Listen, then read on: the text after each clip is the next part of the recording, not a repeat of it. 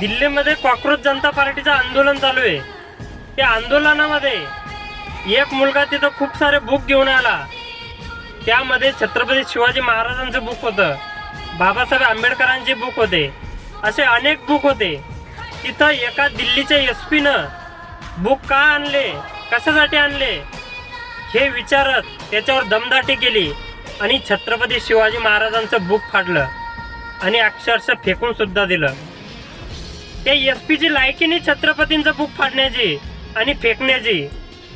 त्या एसपीला आणि त्या एसपीच्या टीमला सस्पेंड करायला पाहिजेत, यांच्यावरती कठोर कारवाई करायला पाहिजेत। शांततेत चाललेल्या आंदोलनाला गालबोट लावायचं काम हे वर्दीमध्ये असलेले गुंड करतायत। शांततेत आंदोलन चालू आहे, आंदोलन शांततेत पार पडू द्या।